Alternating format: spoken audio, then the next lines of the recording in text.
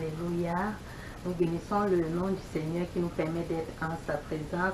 Toi qui es là, vraiment, tu es au bon endroit. Sois bienvenu. Sois le bienvenu, sois la bienvenue de la part de notre ministère Centre de restauration de l'âme. Alléluia. Vraiment, prends la bonne place car tu es au bon endroit. Je t'encourage d'être concentré, de disposer corps, âme et esprit à écouter la parole et au-delà de toute chose à être béni. Bienvenue à mon cher. Bienvenue, soyez les bienvenus pour cette journée aujourd'hui. C'est une journée vraiment bénie de la part de notre Éternel des armées qui nous permet d'être avec vous aujourd'hui encore pour un pas de plus dans votre vie, pour le louer, le glorifier, l'exalter à tout moment et circonstance dans votre vie. L'Éternel des armées, il est bon de le louer à tout temps et toutes circonstances. Que l'Éternel vous bénisse pour ce moment merveilleux que vous êtes au devant de lui. Amen. Donc la parole que nous allons partager aujourd'hui, c'est tout simplement fais de l'Éternel tes délices et il te donnera ce que ton cœur désire, qui est tiré du psaume 37, verset 4. Fais de l'Éternel tes délices et il te donnera ce que ton cœur désire. Vraiment, il faut faire de l'Éternel quelqu'un ton support dans ta vie à tout moment et circonstances, et il sera là pour te soutenir, quels que soient tes problèmes dans ta vie et à toutes sortes de choses, projets, tout ce que vous allez réaliser dans votre vie. L'Éternel des armées va être là pour vous soutenir à tout moment et circonstances de votre vie. Il va être là. Soyez bénis. Alléluia. Martin, dans la version Martin de la Bible, il dit « Prends ton plaisir en l'Éternel, il t'accordera les demandes de ton cœur. » Ça commence à prendre une autre tournure. Prends ton plaisir. Donc quand c'est le délice, on va dire le délice, c'est souvent quelque chose qui est merveilleux, qui est bon.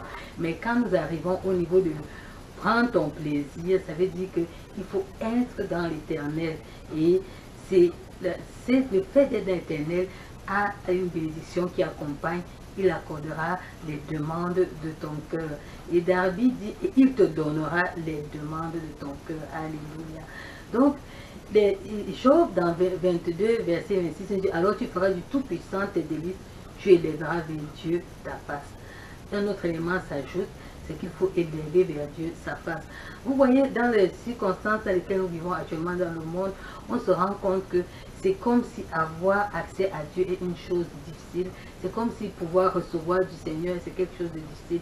Mais on se rend compte qu'il y a des principes que Dieu a mis dans sa parole, que lorsque tu les mets en application dans ta vie, cela apporte un changement, cela apporte la bénédiction, cela apporte du nouveau dans nos vies. Alors dans le cas de notre partage de ce vendredi, c'est vraiment dans cela que nous voulons essayer de nous exhorter. Alors comment faire de l'Éternel nos délices? La Bible nous dit dans le psaume 111, verset 10, il nous donne un conseil. Le premier conseil, c'est la crainte de l'Éternel. Qu'est-ce qui est écrit? Il dit, la crainte de l'Éternel est le commencement de la sagesse.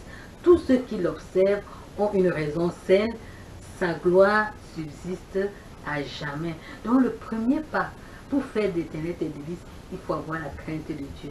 Et la crainte de Dieu est le début de ce que Dieu appelle la sagesse. Alléluia.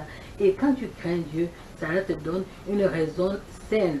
Et au psaume 145, verset 19, il dit, il accomplit les désirs de ceux qui le craignent. Il entend leur cri et il les sauve. Vous voyez, ça veut dire que pour que Dieu te bénisse, pour que tu expérimentes l'exaucement des désirs de ton cœur, ça te prend la crainte de l'Éternel. Et le psaume 34, verset 9 nous dit, craignez l'Éternel, vous ses saints, car rien ne manque à ceux qui le craignent.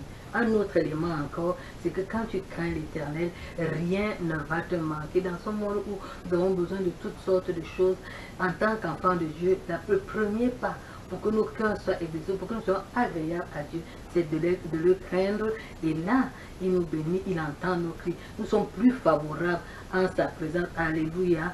Et il dit qu'il est capable de nous rassasier de justice, rassasier ceux qui ont soif de justice. Alléluia. Vraiment, c'est très important. Le verset là parle plus de la crainte de l'Éternel. Ce n'est pas des sens de peur, mais c'est l'essence de respecter ses lois divines, ses commandements. C'est ça la crainte de l'Éternel. Il ne faut pas voir la définition de crainte réelle, mais il faut voir plutôt le respect des lois divines, des commandements que Dieu a établis dans la vie. C'est ça la crainte de l'Éternel. La crainte de l'Éternel est le commencement de toutes choses. Il ne faut pas voir la crainte qu'on a, avoir une crainte là, c'est comme si la peur, mais ce n'est pas de sens réel.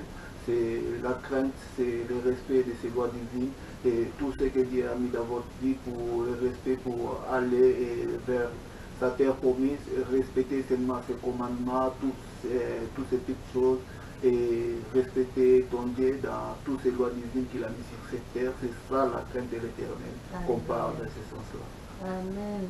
Fait que c'est vraiment ça le premier pilier quand nous voulons chercher à être exaucés dans nos désirs. La deuxième chose que Dieu nous donne ici, là, c'est de demeurer dans sa parole. Dans Jean chapitre 15, verset 7 et verset 16, il dit, si vous demeurez en moi et que mes paroles demeurent en vous, demandez ce que vous voudrez, cela vous sera accordé. Vous vous rendez compte? Donc, pour que nous puissions être exaucés, il faut avoir comme deuxième pilier demeurer dans la parole de l'Éternel. Deutéronome 6, 6 nous dit, et ces commandements que je te donne aujourd'hui seront dans ton cœur.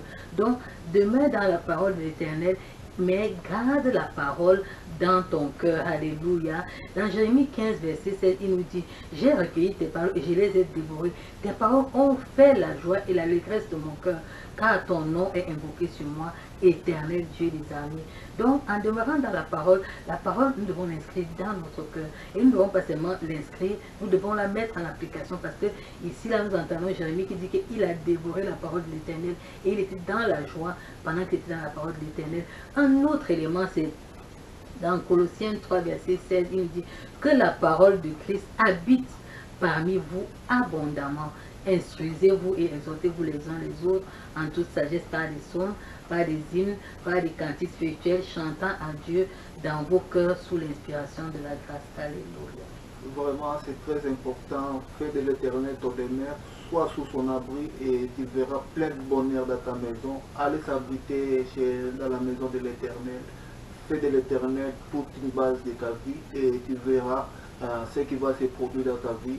Tant que tu ne vas pas dans les demeures de l'Éternel, les demeures c'est le sens d'un abri, de quelque chose là où tu vas t'abriter et va t'abriter dans la maison de l'Éternel. C'est comme si dans une belle maison bien protégée, quelle que soit la pluie, les intempéries, quelque sorte de tempête là, tu seras toujours protégé par le nom de l'Éternel, parce que dans sa maison on trouve tout qui peut te protéger de toutes sortes de choses. Il n'y aura pas quelque chose comme que soit de l'eau déborde pour envahir d'autres choses là. Tout cela que l'on peut voir sur ce monde, vois-les spirituellement et tu verras la grande réalisation et protection et plein de bonheur dans ta vie lorsque tu fais de l'Éternel ta demeure. C'est ça que l'Éternel veut de toi, que de nous, que nous soyons dans le monde. Fais de lui comme une demeure sous sa protection et il fera voir des miracles, des choses merveilleuses dans ta vie, dans notre vie, dans nos vies, dans nos vies des alentours où nous vivons, et tu verras plein de bonheur dans ta vie. Alléluia. Ce que tu dis est tellement merveilleux. On se rend compte que Dieu est un abri sûr, un rocher sûr, sur lequel nous pouvons nous cacher et nous sommes à l'abri. Et en restant à l'abri, sa bonté, son amour, sa compassion nous couvre. Alléluia. Un autre élément que nous devons ajouter dans notre fête d'éternel tes délices, c'est mettre la parole de Dieu en pratique. Dans le livre de Deutéronome chapitre 4 verset 6, il dit, vous les observerez et vous les mettrez en pratique, car ce sera là votre sagesse et votre intelligence aux yeux des peuples, qui entendront parler de toutes ces lois et qui diront, cette grande nation est un peuple absolument sage et intelligent. Vous voyez, pour avoir même la sagesse, pour avoir l'intelligence, il faut mettre la parole de Dieu en pratique dans nos vies. Il faut vivre cette parole, il faut la lire, l'observer et la mettre en pratique afin que notre intelligence soit renouvelée et que nous puissions être un objet de bénédiction dans les peuples où nous vivons. Alléluia. Et nous revoyons cet encouragement encore que Dieu donne à Josué, dans Josué 1 au verset 7 à 8, il dit, Fortifie-toi seulement et aie bon courage en agissant fidèlement selon toute la loi que Moïse, mon serviteur, t'a prescrite. Ne t'en détourne ni à droite ni à gauche afin de réussir dans tout ce que tu entreprendras. Donc, au-delà de mettre la parole en pratique, il ne faut pas se détourner de la parole. Il faut rester ferme, il faut rester fixe, il faut être constant. Ça prend la fidélité. Alléluia. Dans Proverbe 3, verset 4, il dit, tu acquerras ainsi de la grâce et une raison saine aux yeux de Dieu et aux yeux des hommes. Donc la mise en pratique de la parole de Dieu ne te fait pas seulement vivre toi seul la bénédiction, mais ça fait que Dieu, tu es agréé de Dieu, et ça fait que la société dans laquelle tu vis, tu es agréé des hommes. Alléluia. Vraiment, notre Éternel des armées attend que ton appel, que tu puisses venir à lui. Il est près de là pour ouvrir beaucoup de portes et des appels, tout ce qu'il a promis pour ses enfants, comme il a fait au temps d'Israël. Il est là toujours pour faire cela et à tout moment et circonstance, il est là pour agir et il n'a jamais délaissé ses enfants. Même si tu crois maintenant que l'Éternel t'a délaissé, mais il ne t'a pas délaissé. Il est là à côté, il attend une réaction de ta part pour venir faire un coup de pouce et voir de quelle capacité tu es capable de croire à son nom, et il sera toujours là comme il a fait. Les enfants d'Israël ont souffert en Égypte durant des moments, mais il les a envoyés pour les délibérer et les mener vers la terre promise.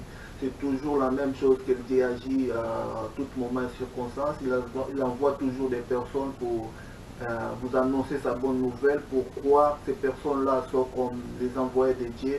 Ils sont comme un bon berger que Dieu a mis dans votre vie pour vous amener dans la terre promise. Il y a des générations en génération. Dieu a essayé toujours d'envoyer ses envoyés pour faire connaître sa parole, envoyer toujours un message dans un moment précis et quelconque pour sa bonne nouvelle annoncée dans le royaume de Dieu.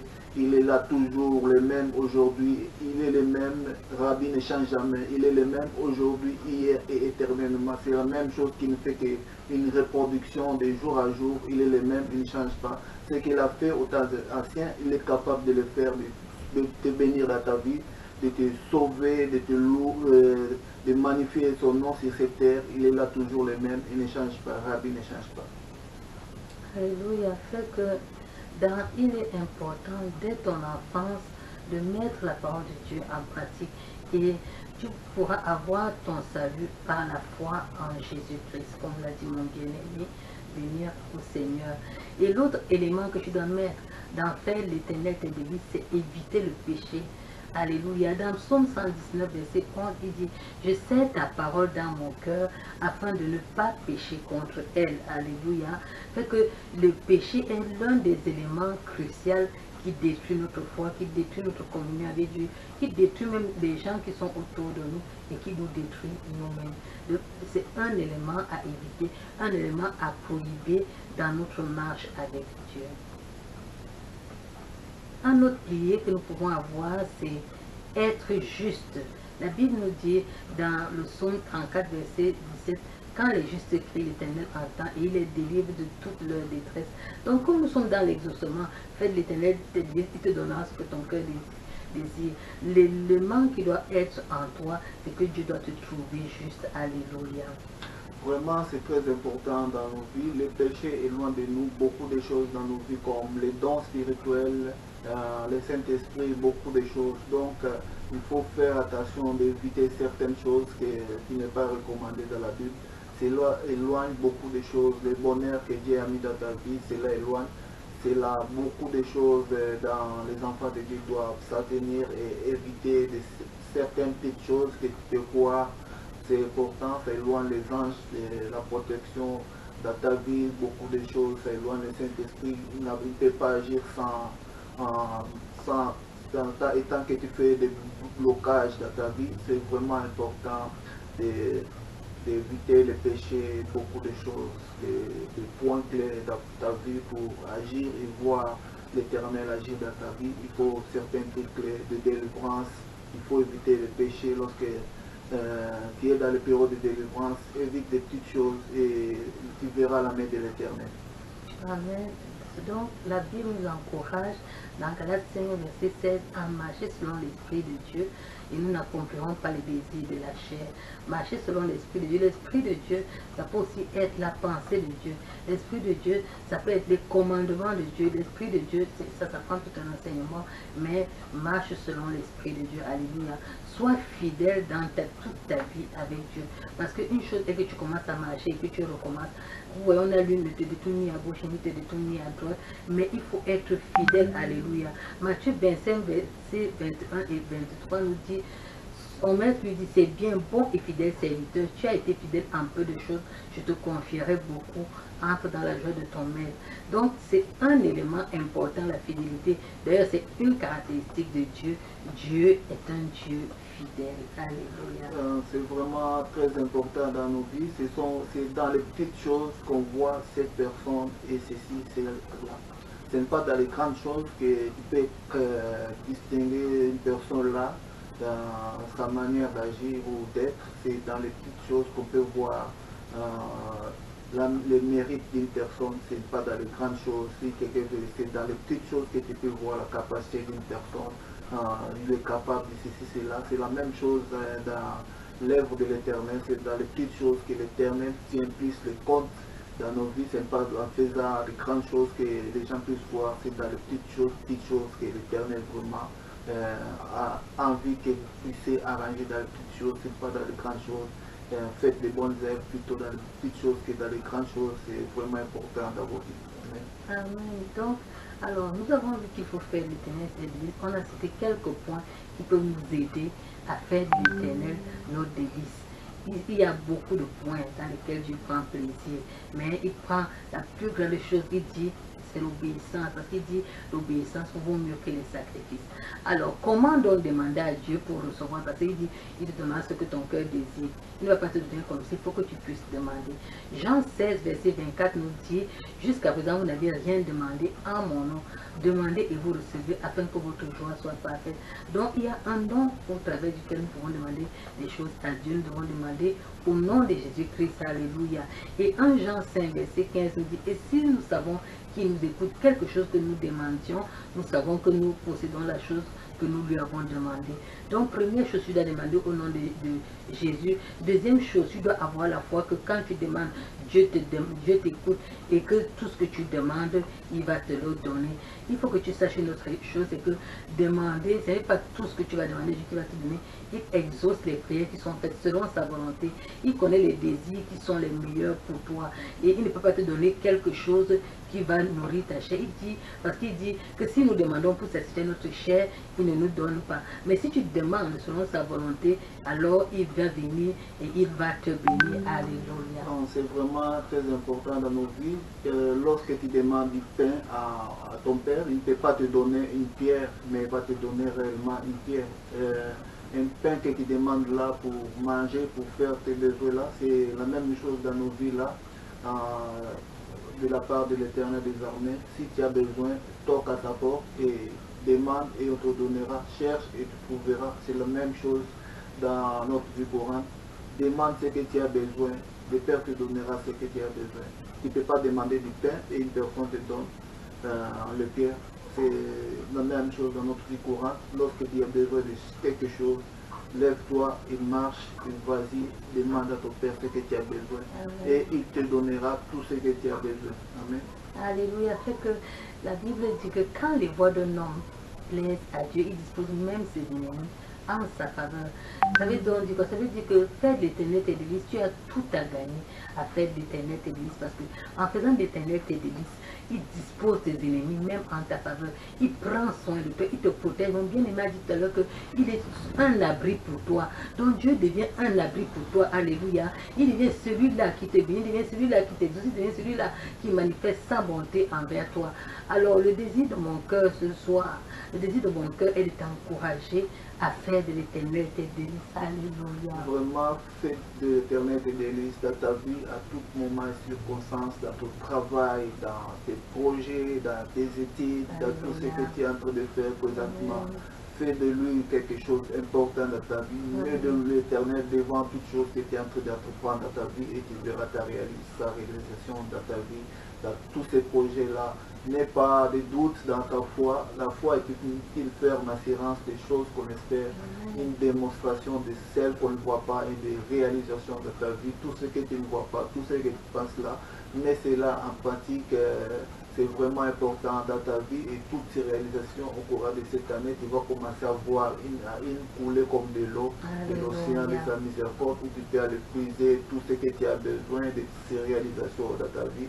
C'est vraiment, vraiment très important dans nos vies qu'on puisse faire de l'Éternel notre pilier, un fondement de notre vie. Et vous verrez des miracles, des choses accomplies dans vos vies. C'est vraiment très important. Amen. Tel que voilà la parole que Dieu nous avait donnée. Fais de l'Éternel tes délices. C'était vraiment notre présentation dans le centre de restauration de l'âme. Si tu veux nous contacter, notre adresse passe. Tu peux écrire, tu peux appeler selon ta convenance. Sois béni au nom de Jésus-Christ. Vraiment, soyez bénis partout dans le monde. Nous sommes là. N'hésitez pas à nous contacter. Nous sommes là pour vous à tout moment et circonstance. C'est ça l'émission des bons bergers de l'Éternel, qu'il envoie toujours de génération en génération. Il est là toujours. Soyez bénis et bonjour.